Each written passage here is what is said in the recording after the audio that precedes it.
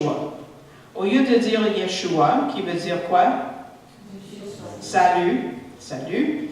Il appelle Yeshu, qui n'est pas juste, tu sais, au lieu de dire Hachum, ils disent Yeshu, non, c'est pas ça.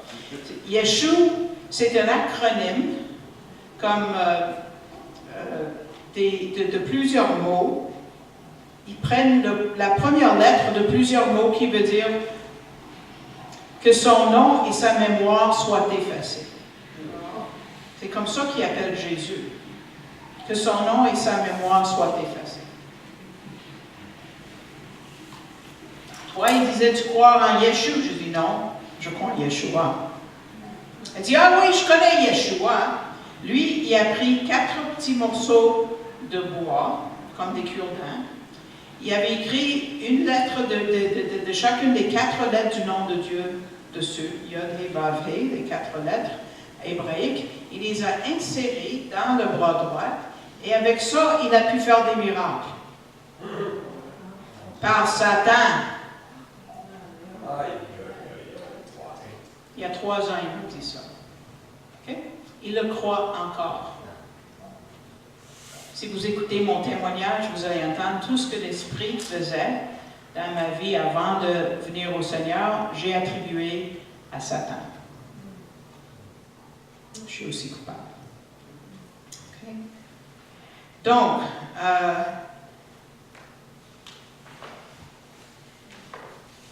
qu'est-ce qui s'est passé? Bon, il y avait un jugement. Il a dit que Jésus est possédé par un démon.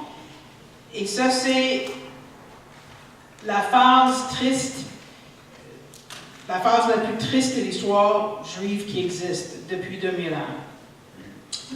Jésus a rendu son jugement, lettre D, en 2 volets. Sa première réponse était de se défendre lui-même par certaines affirmations.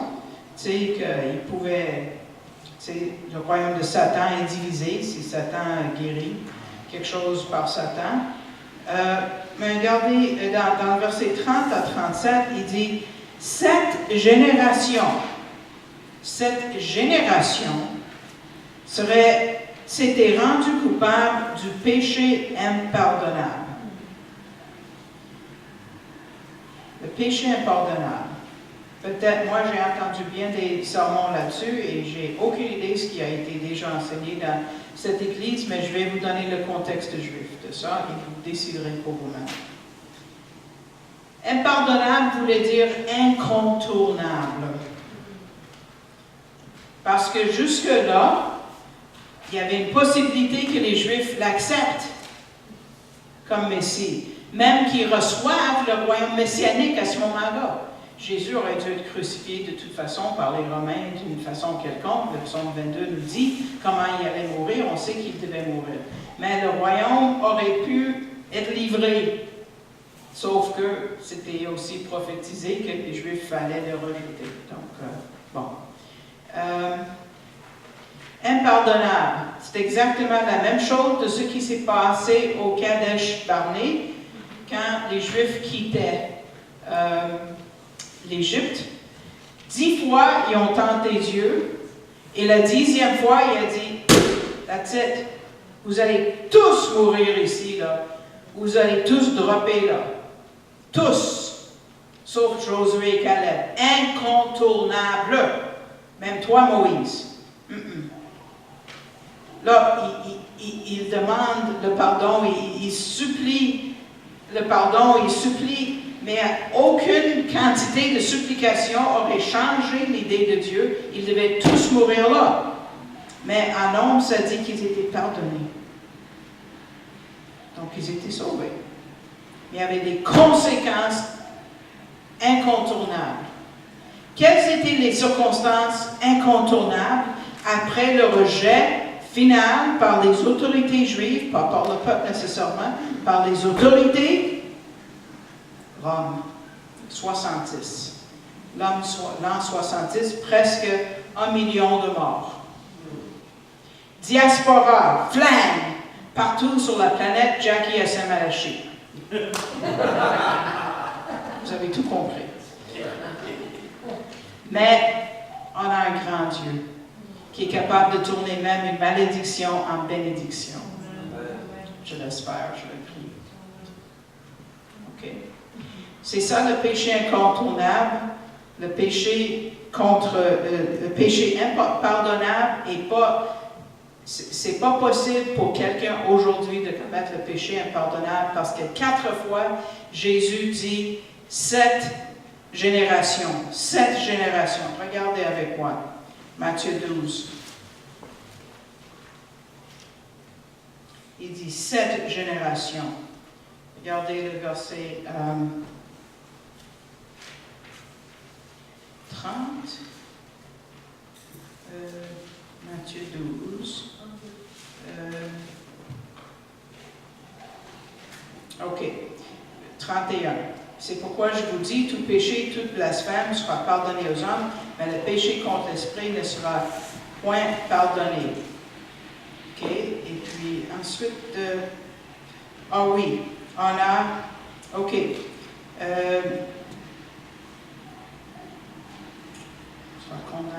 Oh oui. Commençons avec le verset 38. Imaginez, quelques-uns des scribes et pharisiens prirent la parole et dirent, « Maître, nous voudrions te voir faire un miracle. » Voyons donc. Ils viennent d'organiser tout ce qui vient de se passer, là. Ils ont du front tout autour de la tête. OK? Il dit une génération. Encore là, c'est une génération. C'est les Israélites, c'est les Juifs de cette époque-là, méchants et adultères, demandent un miracle. Il ne lui sera donné d'autre miracle que celui, je vais parler de ça tantôt, c'est quoi? Celui du prophète Jonas. OK? Regarde verset 41. Les hommes de Ninève se lèveront au jour du jugement avec 7 générations et la condamneront parce qu'ils se repentirent à la prédication de Jonas. Et voici, il y a ici plus que Jonas. La reine du Midi se lèvera, ça c'est la reine de Séba, au jour du jugement avec 7 générations et la condamnera parce qu'elle vient des extrémités de la terre pour entendre la sagesse de Salomon. Et voici, il y a ici plus que Salomon. Okay.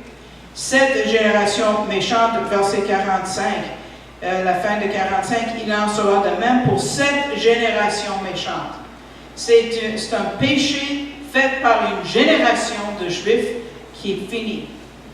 Est-ce que Hitler, 10 secondes avant de mourir, s'il était vraiment, sincèrement, repenti, est-ce que le sang de Jésus est assez fort pour pardonner même ça? Oui. Donc, il n'y a pas de péché impardonnable. Et si moi et vous commettez un péché, si vous êtes des croyants, 1 Jean 1,9 dit, si nous confessons nos péchés, il est juste, et c'est ça, il va nous pardonner. Donc, il n'y a pas de péché qui n'est pas pardonnable et par un non-croyant et par un croyant. C'était fait par une génération juive d'Israël qui a fait que le jugement était incontournable à ce point-là. Même s'ils avaient supplié, ça n'allait pas changer les circonstances. Il allait être Jérusalem allait être détruit, le temple détruit, pas une pierre sur une autre, fini. Fini. Jackie Samalachi. Okay? Voilà. Donc, qu'est-ce que le signe du prophète Jonas? C'est le signe de la résurrection. C'est le signe de la résurrection. Regardez verset 40. Car de même que Jonas fut 3 jours et 3 nuits dans le ventre d'un grand poisson, de même le Fils de l'homme sera 3 jours et 3 nuits dans le sein de la terre. Donc, les Juifs vont avoir le signe de la résurrection, c'est le seul signe qu'ils vont avoir à partir de là. Regardez l'évangile de Luc, vous allez voir chronologiquement comment ça fonctionne. Donc, qui est la première personne ressuscitée après ça? Lazare. Qui est la deuxième personne à être ressuscitée? C'est Jésus lui-même. Mais là, c'est la colle. Quelle est la troisième occasion des gens qui sont ressuscités? Là, je vous ai donné une idée, c'est pluriel.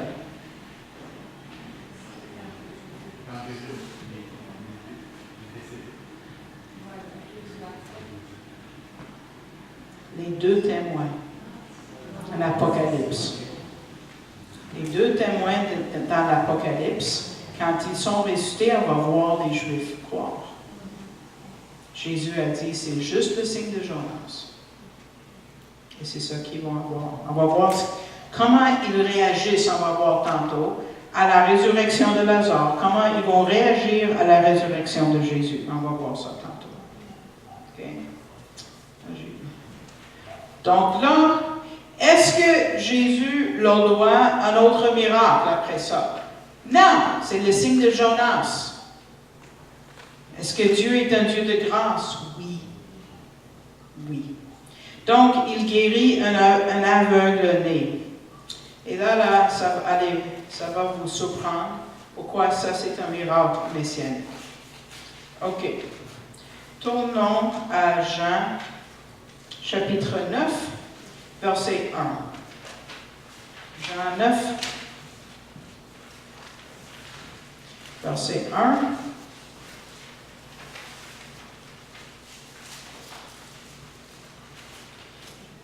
Jésus vit en passant, il ne savait pas où il allait passer, un homme aveugle de naissance. Regardez bien le verset 2 et trouvez-moi l'erreur. Ses disciples lui firent cette question. Rabbi, qui a péché, cet homme ou ses parents pour qu'il soit né aveugle? Jean et Marie sont des gros pécheurs et quand le petit Jonathan naît, il est aveugle. Ah, c'est à cause de Jean et Marie, les parents, ce sont des gros méchants. On sait, c'est pour ça que le bébé est né aveugle. Mais comment est-ce que ça aurait pu être la faute du bébé? Vous êtes-vous déjà posé la question? Qui a péché? Est-ce que cet homme a péché pour qu'il soit né aveugle? Qu'est-ce qu'il a fait? Quand?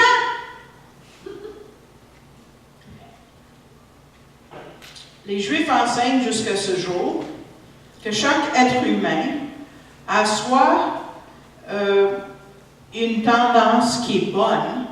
Il faut enseigner votre enfant à mentir ou à voler un biscuit parce qu'il ne saurait pas comment. Ou qui est né avec une mauvaise inclination. Il peut avoir une bonne inclination, le Yetzer Tov, ou une mauvaise inclination en hébreu, c'est Yetzer Hara. Comment est-ce que tu peux savoir que ton enfant qui va naître a la mauvaise inclination? Combien de femmes ici ont déjà eu une grossesse? Quelques-unes. OK. Si votre bébé, dans le ventre, vous donne des coups de pied, il y a la mauvaise inclination. Imaginez, si vous n'avez pas de coups de pied à 5 mois, vous vous hâtez chez le médecin. Il y a un problème, hein? Donc, imaginez, vous êtes une femme juive à cette époque-là. Oh, ça c'était la pizza pepperoni. Encore, oh non. Encore, oh non, je ne peux pas le dire à mon mari. Il va me demander c'est quelle espèce d'enfant que j'ai enfanté, que j'ai en moi. Imaginez l'angoisse que ça mettait sur les épaules des femmes juives. Horreur! Horreur, horreur. Donc, qui a cru tout ça? Les disciples. Qui a péché? Est-ce que le bonhomme a donné des coups de pied qu'il n'aurait pas dû? Voilà. Jésus répondit, verset 3, ce n'est pas parce que c'est pas que lui ou ses parents aient péché, mais c'est afin que les œuvres de Dieu soient manifestées en lui. Okay? Maintenant, dans les demi-millions de lois, il disait que si tu voulais guérir quelqu'un qui est aveugle, tu peux lui dire « Vois ». C'est bien correct de faire ça. Mais ce que tu ne peux jamais faire, c'est cracher, faire de la boue, puis mettre ça dans les yeux de quelqu'un. Jamais de la vie tu peux guérir un aveugle de cette façon-là.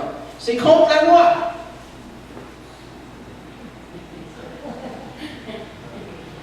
Jésus aurait pu dire, vois.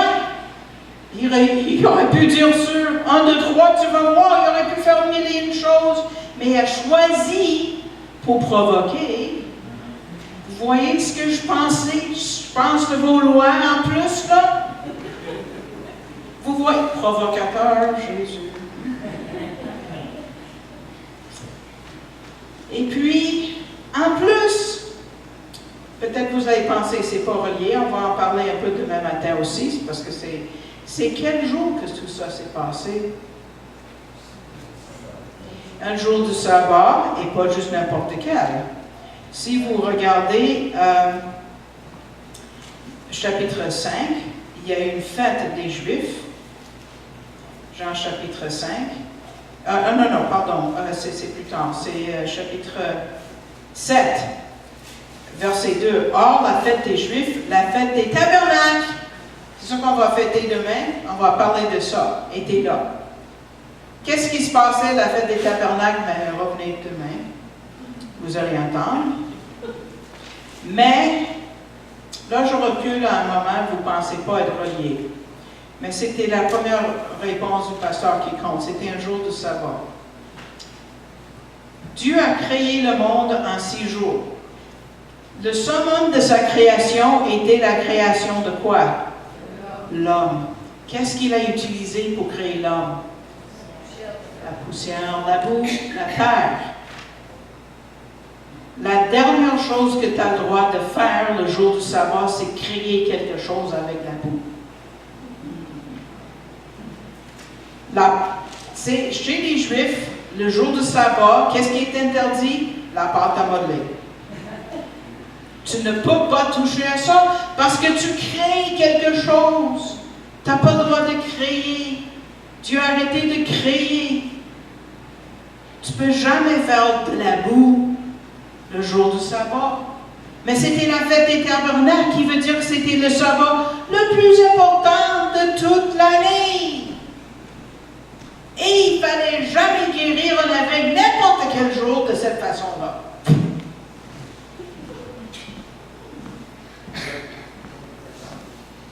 Provocateur. Et qu'est-ce qu'il dit? C'est simple, il crache à terre, il fait de la boue, il applique cette boue. Imagine le bonhomme, il pense à tout ça, là, non, fais pas ça. Puis là, il dit, va, lave-toi au réservoir de Siloué, qui veut dire envoyer. Et il y alla, se lava et s'en retourna en voyant clair. Je vais vous montrer c'est où, cette place-là. OK? D'abord, il était au temple, qui est ici. OK? Au temple, est-ce qu'il y a de l'eau? Partout! Il y a des piscines, il y a des lavoirs, il y a toutes sortes d'affaires, il y a de l'eau partout à volonté, il y a pas mal d'eau là. C'est là où le bonhomme mendiait. Mais lui, Jésus lui demande de descendre jusqu'à la piscine de Siloué qui est là. Donc, il doit, et c'est à pic, mes amis, il doit aller, descendre, sans voir rien, avec la boue dans les yeux. Tout le monde va voir que quelqu'un a fait quelque chose avec la boue le jour du sabbat, le plus grand sabbat de l'année, et il doit se promener devant tout le monde avec... Est-ce que ça prend de la foi, mes amis? Oui. OK? Et on va voir un peu plus que pendant cette fête, les prêtres prenaient et ils descendaient du temple. Chaque jour des 8 jours de la fête, ils descendaient avec des gros pichets en or pour puiser de l'eau à la piscine de Siloué. Pour ensuite remonter au temple et verser ça sur l'autel. Pourquoi? Parce que dans les derniers chapitres d'Ézéchiel, qui parlent du millénium, ils disent qu'il va y avoir une rivière qui va couler à partir du temple. Et puis, la fête des tabernacles, on va voir demain, est accomplie dans le millénium. Donc, parce que c'est la fête des tabernacles, ils pensent au millénium, mais ils ne savent pas que c'est 1000 ans, au royaume messianique, et ils viennent puiser cette eau. Et le 7e jour, ou le dernier jour de la fête, c'est la plus grosse célébration. Même dans le Talmud, je pense que je l'ai dans un diapo, ça dit que si vous n'avez pas été à cette fête-là, c'est tellement de festivités à cette piscine-là, vous n'avez jamais pété de la vie. Okay? Donc, Jésus l'envoie au central, au main, pour qu'il soit vu de la plus de personnes. Pour ça qu'on l'a envoyé là. OK? Et là, on lui pose des questions. Parce que là, ça ne se peut pas. Donc, ses voisins et ceux qui auparavant l'avaient connu comme un mendiant, en disant, n'est-ce pas celui qui se tenait assis et qui mendiait? Il dit, oui, oui, c'est lui. D'autres disent, non, mais il a l'air de ça. Ils disent, oui, oui, c'est moi, c'est moi, c'est moi. OK? Mais là, il y a eu une grande confusion. Qu'est-ce qui nous fait dire que c'est un miracle messianique? Parce que c'était une de leurs écrits qu'un homme et une femme nés aveugles pouvaient juste être guéris par le Messie. Surtout, c'était son péché à lui, qui a trop donné des coups de pied. Imaginez. C'est très précis, la loi. Donc, lui, il dit, mais comment est-ce que tes yeux ont été ouverts? Et il dit, mais Jésus, il a fait de la boue. Oh, oh. Ah ouais, mes yeux, il m'a dit, va au réservoir de Siloé, lave-toi, j'y suis allé, je me suis lavé et j'ai recouvré la vue. Puis, et là, on lui pose une bonne question. Où est cet homme? Quelle couleur de robe est-ce qu'il portait quand tu étais aveugle? As-tu vu? Il a l'air de quoi? Voyons donc, je ne voyais rien. Je suis aveugle, j'étais aveugle. Comment est-ce que tu veux que je sache où il est? Tu sais, qu'est-ce qui est... bizarre. Ça n'avait pas de sens. Où est cet homme? Il dit, je ne le sais pas. Verset 12. Donc, on lui, tu vois, verset 14, ça dit, oh, c'était un jour de sabbat, qui avait fait de la boue, aïe aïe. Il lui avait ouvert les yeux. Donc, on lui demande une deuxième fois. Il dit, oui, il a fait de la boue, ouais, mes yeux, je me suis lavé, je vois. Et là, regardez ce qui... non, c'est ici. Verset 16, sur quoi, et ça c'est comme ça qu'on sait que c'est un miracle messianique, sur quoi un des pharisiens dirent, cet homme ne vient pas de Dieu parce qu'il n'observe pas le sabbat. D'autres dirent, comment est-ce qu'un homme pécheur peut-il faire de tel miracle? Tel miracle. Tel miracle, c'est un miracle messianique. OK? Tel miracle. Et même ça a causé une division. Verset 16, parmi eux. Ce qui précède, comme j'ai dit, comment est-ce qu'un homme pécheur peut-il... OK. Donc, 18, là, il amène les parents. Est-ce qu'il a vraiment été aveugle ou non? Et eux, ils ont peur. Pourquoi? Parce que, verset 22, ils craignaient les Juifs. N'est-ce pas des Juifs eux-mêmes? Beaucoup de fois dans vos Nouveaux Testaments, ça dit les Juifs, quand ça ne veut pas dire juste des Juifs. Ils étaient tous des Juifs. Des autorités juives, oui. Tu n'as pas besoin de craindre ton voisin, mais de craindre des autorités juives qui avaient dit que si tu crois ça, tu vas être mis dehors de la synagogue, oui. Verset 22. Si quelqu'un reconnaissait Jésus pour le Christ, il serait exclu de la synagogue. Ce n'est pas n'importe quel juif, eux, ils étaient des juifs. Souvent, le Nouveau Testament est accusé d'être antisémite parce que ça dit les juifs essayaient de tuer Jésus. Ce n'est pas tous les juifs, c'était tous les juifs. C'était les autorités juives où ça dit Jésus restait en Galilée parce qu'il avait peur de se promener en Judée chez les juifs. Parce que les gens de Judée, c'était des Jews, des juifs. tandis qu'en Galilée, c'était des Galiléens. Donc, faites attention. Des fois, on peut mal comprendre ça. OK. Donc, ils disent, interrogez-les lui-même, là, tu sais. Puis là, le verset 24, on voit qu'ils vont perdre la boule. Et c'est pas clair en français, mais en grec, c'est très clair. Ils leur disent, en verset 24, « Donne gloire à Dieu. Gloire à Dieu, cet homme est un pécheur. Gloire à Dieu, Jackie Furman est pécheresse. » Jamais de la vie, vous allez dire ça. J'espère. Mais c'est ce qu'ils disent. Ils ont perdu la boule parce qu'ils ne savent plus quoi faire. Ils ne savent plus quoi faire. Et lui, il n'a jamais pu aller à l'école, il est aveugle depuis la naissance. Mais il dit, ben, si c'est un pécheur, je ne sais pas, mais j'ai une chose que j'étais aveugle et maintenant je vois. Et puis ils disent, qu'est-ce qu'il a fait? Comment est-ce qu'il a ouvert les yeux? Il dit, ben, je vous ai dit, est-ce que vous voulez être des disciples de lui aussi? Aïe, aïe. Là, il est allé trop loin.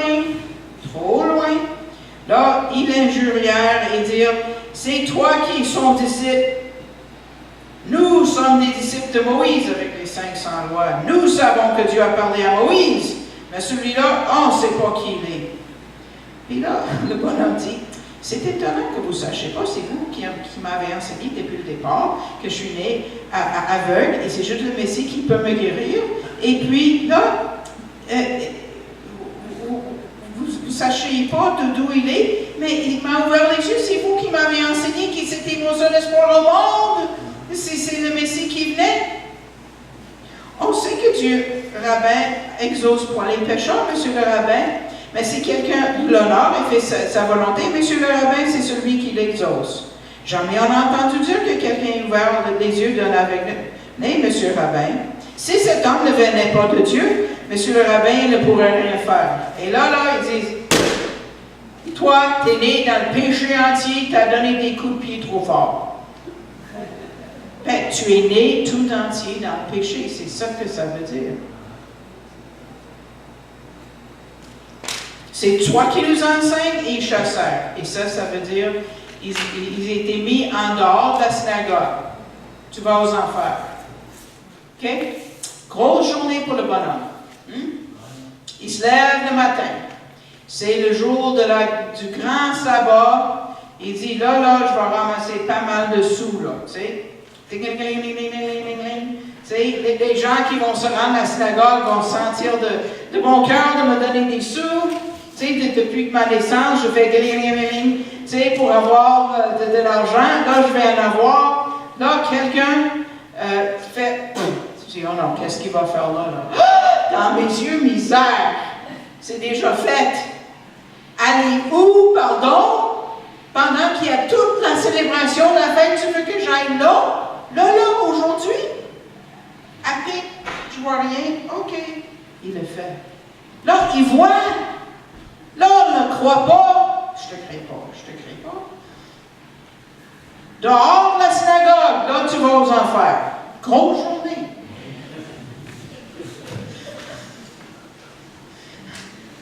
Grosse journée pour le monsieur.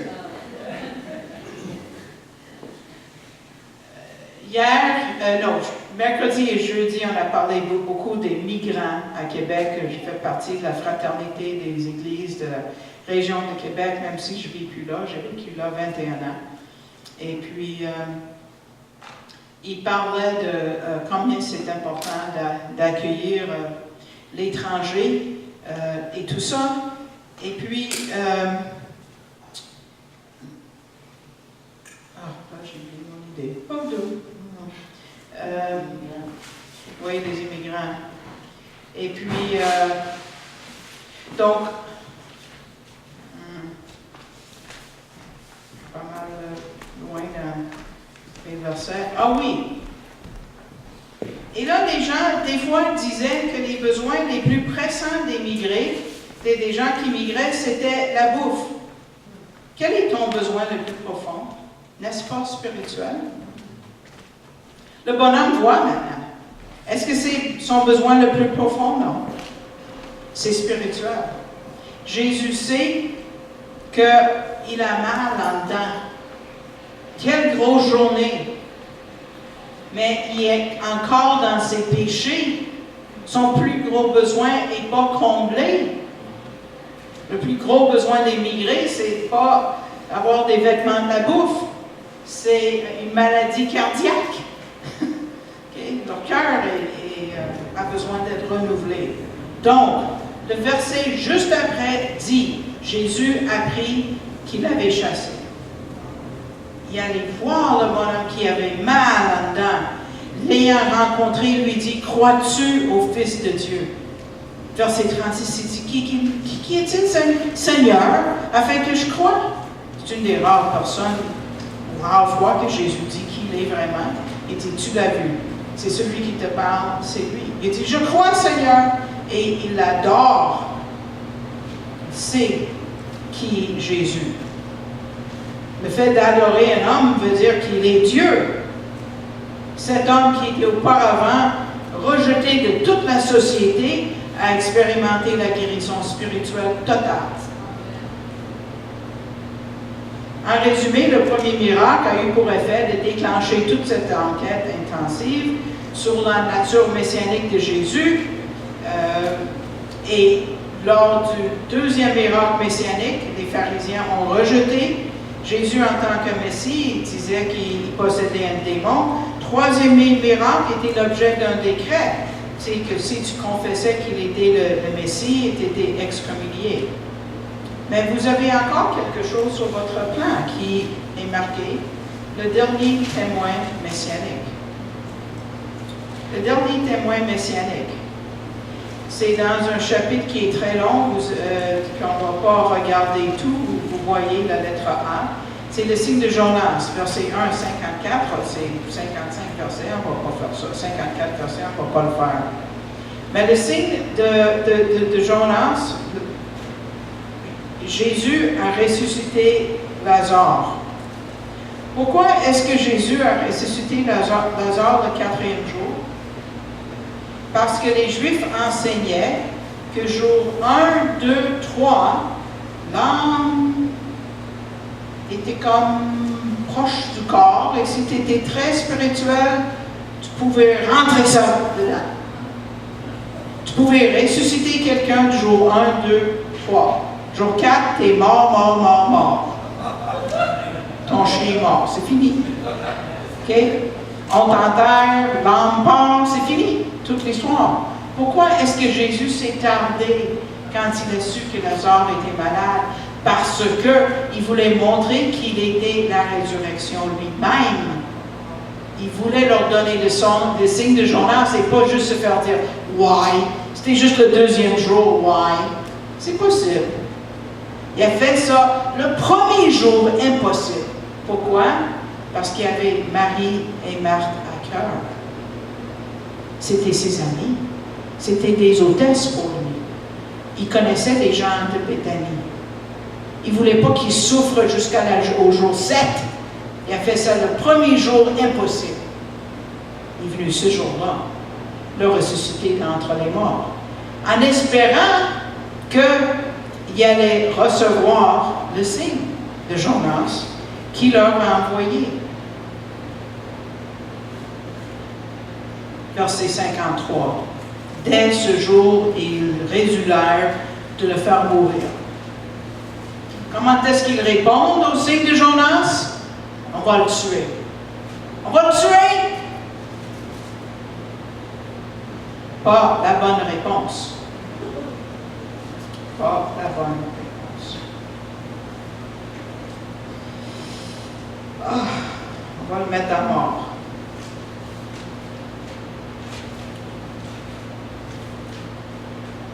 Donc, quelle est la réponse de Jésus à ça?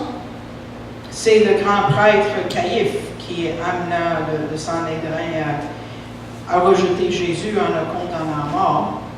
Mais vous voyez en Luc, vous avez chapitre 17, là, dans la minute, c'est 18, je vais voir. C'est lequel qui est le bon? C'est le chapitre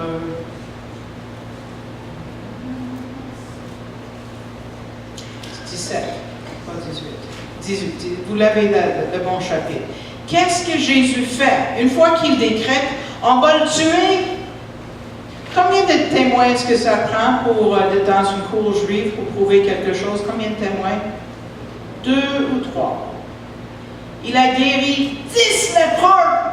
C'est-tu assez à ton goût? Est-ce que tu l'as manqué la première fois? Va le faire 10 fois.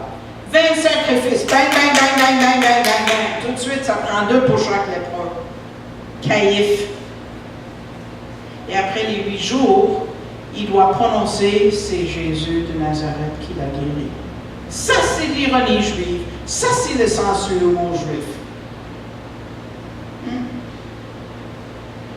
C'est pour ça. Ok, les juifs, bon, j'ai sauté par-dessus ça. Bon.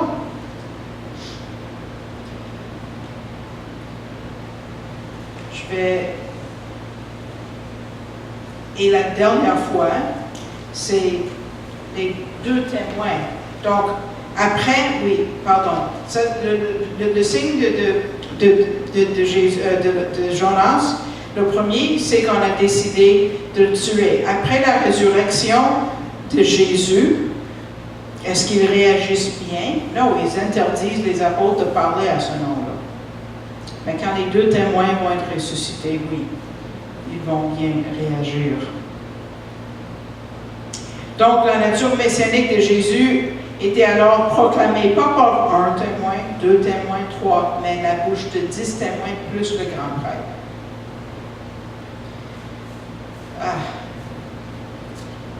Donc maintenant, vous voyez pourquoi Jésus a fait ce qu'il a. Oh oui, c'est vrai, j'ai sauté par-dessus quelque chose.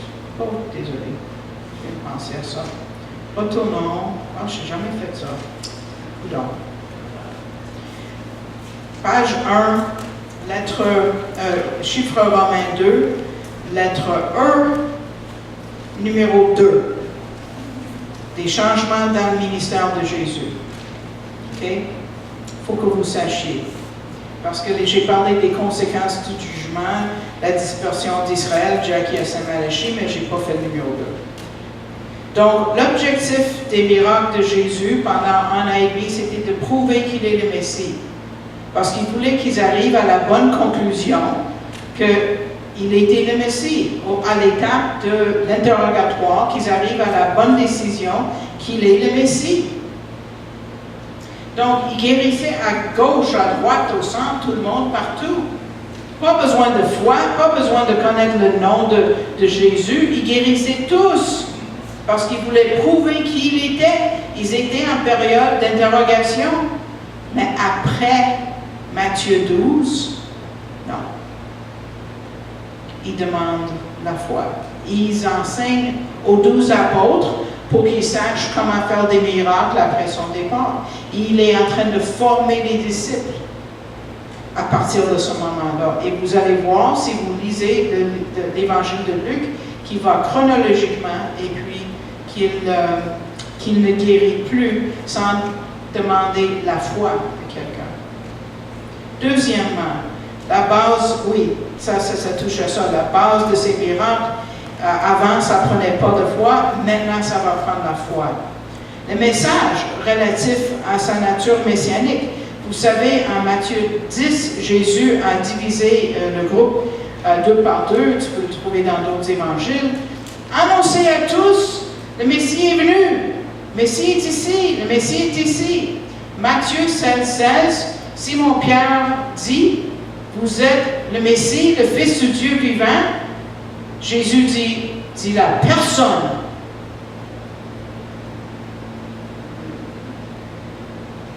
Pardon. Personne. Avant, quand Jésus faisait des miracles, il disait, dis-le à tout le monde. Après Matthieu 12, il a dit, dis-le à personne. Ça a changé. Ça a tourné sur une dizaine, sa façon de faire des miracles. Et ça, c'est le mode de l'enseignement, la lettre D, le mode de l'enseignement, comme en Matthieu 5, 6 et 7, le sermon sur la montagne, ils ont bien compris la chose. Ils ont dit, ils n'enseignent pas comme nos gars. Mais si vous voulez tourner avec moi à Matthieu 13, qui est le numéro qui suit 12, okay?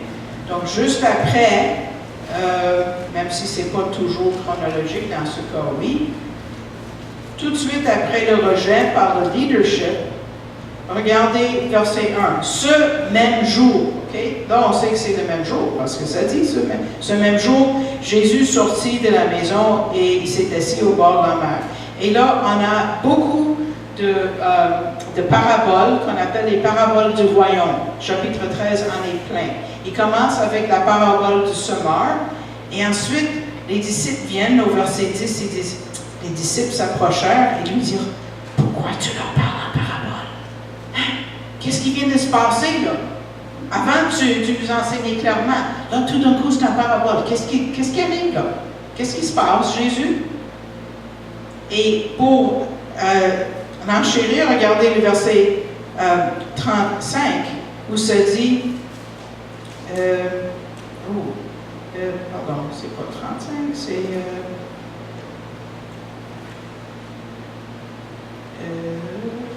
excuse-moi, peut-être c'est pas dans ma traduction. Je pensais que le verset 35, ça dit qu'il ne leur parlait pas du tout, sauf en parabole. Peut-être c'est pas dans le Louis II. C'est 35, ouais, j'ouvrirai ma bouche en parabole, mais c'est pas tout à fait la bonne traduction. En tout cas, j'ai pas mon téléphone d'une autre traduction. Est-ce que quelqu'un a autre chose que le Louis II? D'habitude, la Darby est la plus juste à l'hébreu, puis au grec et à l'araméen. Tout le monde a le Louis II? OK, désolé. Ça dit que... C'est laquelle? C'est la Bible juive complète. Mais ça, je ne sais pas. D'habitude, les Bibles juives ne sont pas bien traduites. Ils sacrifient le texte pour judaïser le texte, malheureusement. Mais cherchez dans Matthieu 13, 35. Oui.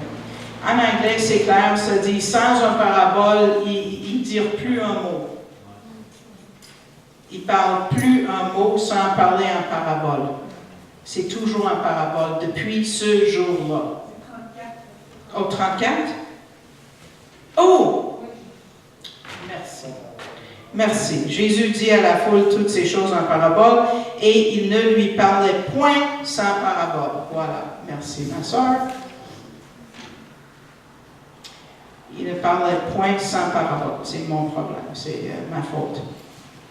Donc, Jésus ne parle plus en public après ce jour-là qu'en parabole.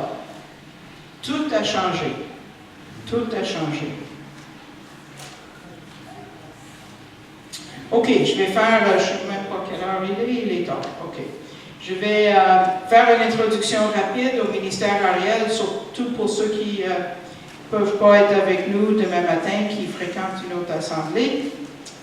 Ministère Ariel, c'est selon ce que Paul dit en Romains, chapitre 1, verset 16, quand il dit « Je n'ai pas honte de l'Évangile, c'est la puissance de Dieu pour quiconque y croit, pour le Juif en premier et aussi pour les Grecs. » Et on voit ici, il dit en Romains 10, « Le vœu de mon cœur et ma prière à Dieu pour les Juifs, c'est qu'ils soient sauvés. » Il y a beaucoup de ministères juifs qui font des